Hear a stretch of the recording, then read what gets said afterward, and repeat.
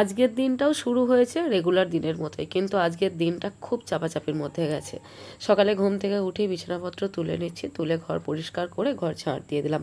ঘর মোছা হয় না, কারণ রেগুলার সময় পায় না, ওই জন্য সপ্তাহে একদিনই কিন্তু আমি ঘর মুছি, সেটা হচ্ছে সানডে। তো যাই হোক, তারপর ব্রাশ করে নিচ্ছি, ব্রাশ করে মুখ ধুয়ে জল খেয়ে আমি চলে গেলাম স্নানে, কারণ 10টার মধ্যে লাঞ্চ রেডি করতে হবে। তো সকালের এসব কাজ সারতেই মোটামুটি স্নান টান করে পুজো করতে করতে 8:10-15 বেজেই যায়। আজ কিন্তু একদমই দেরি করে উঠিনি, বেটুরও টিউশন ছিল, বেটুও উঠে পড়েছে, ও স্নান হয়ে গেছে, স্নান করে আজ যাবে, কারণ ওখানে টিউশন থেকে এসেই সাথে সাথে ওকে স্কুল বেরোতে হবে। তাই আজকের দিনটায় ও কিন্তু স্নান টান সেরেই যায়, না হলে এসে আর টাইম পায় না। তো আমিও স্নান করে নিচে চলে এসেছি, এখানে পুজো করবো, সেজন্য ফুল তুলে নিচ্ছি। ফুল তুলে নিয়ে আমি পুজোটা সেরে নেব। পুজো সেরে নিয়ে আমি বসে গেছি একদম তরকারি কাটতে। তো ভেজ রান্নাই হবে। তো আজ ভাবছি যে পটল আলুর তরকারি করব, ডাল, চাটনি, পাঁপড়, এগুলো তো থাকেই মাস্ট। ডাল, চাটনি, পাঁপড়, এটা কিন্তু একদম মাস্ট। আর একটা ভাজা আর একটা সবজি, বা ভাজা আর সবজিটা কিন্তু আমি চেঞ্জ করি।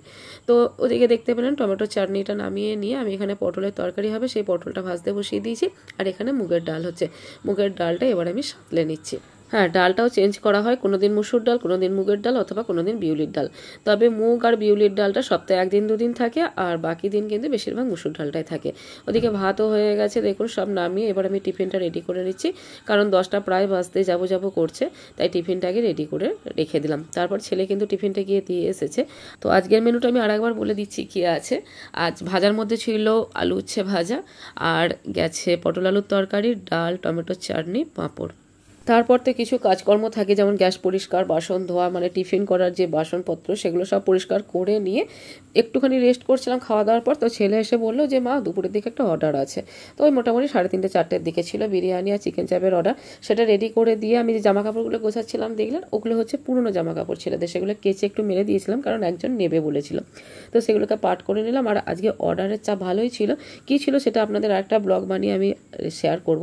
আর দেখুন সব কিছু গোছানোর পর যখন টাইম হচ্ছে তখন বাজছে 12:37।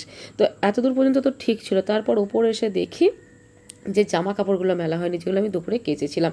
ছেলে মেয়ে দুজনকে বলেছিলাম, তারা দুজনেই ভুলে গেছে। এরপরে আমার একটুখানি কষ্ট শুরু হয়েছিল, কারণ এত রাত্রিতে এসে আর শরীর সাথ দিচ্ছিল না। তো আর কি করব, তারপর জামা কাপড়গুলো মেলে দিয়ে যখন ঘুমোতে গেলাম তখন 1:10-15। আর প্রতিদিন এই 1:30, 1:10-15, 1:45 শুয়ে না সকালের দিকে ঘুম আর ভাঙতে চায় না। আর টাইমে কিন্তু আমি এডিট করে উঠতেও পারি না। অনেক ভিডিওই কিন্তু জমে যায়, যেগুলো আপনাদের কাছে শেয়ার করবো করে রাখা থাকে, কিন্তু এডিট করে ওঠা হয় না।